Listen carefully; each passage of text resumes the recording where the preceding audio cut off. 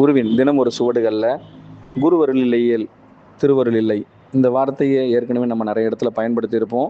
மீண்டும் ஒரு முறை இந்த குருவுடைய அருள் இல்லாது எதையும் பெற முடியாது, எதையும் அடைய முடியாது, எதிலும் நாம் மறையவும் முடியாது, அதில் ஒளியறது நம்மளாலேயே இயலாதுங்கிறதையும் தாங்க சொல்ல ஆசைப்படுறோம்.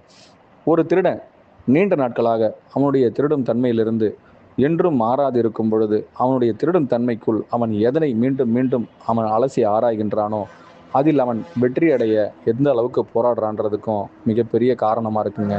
அவனுடைய ஆட்சியிலேயே மிகப்பெரிய ஆட்சி எதுன்னு கேட்கும் பொழுது ஒரு அரசரிடம் அந்த அரசர் சொன்னாராம், இந்த மக்கள் அனைவருக்கும் நான் எதனை நியமனம் கொடுத்து இவர்களிடமிருந்து எதனை நான் பெற விரும்புகின்றேன் என்பதை அவர்கள் உணர்ந்து விட்டால் போதும், என் ஆட்சி எல்லோருக்கும் சிறப்பான ஒரு ஆட்சின்னு அந்த அரசர் சொல்வாராங்க.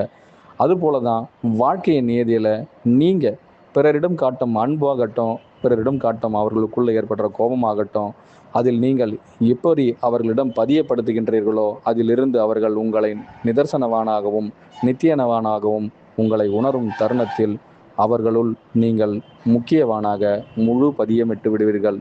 உங்களுக்குள் நான் ஒவ்வொரு காலங்களிலும் உங்களின் முழு நியதியிலும் உங்களுள் இருந்து செயல்படுவது நான் என்பதை உணர்ந்து கொண்டால் நீங்கள் யார்? மீண்டும் அதே தத்துவத்தில் உங்களை உருகொடுப்பதும் நான் என்றால் உங்களுள் அனைத்தும் நானே. அனைவருக்கும் குருவே சரணம். குருவடி சரணம். திருவடி போற்றிங்க.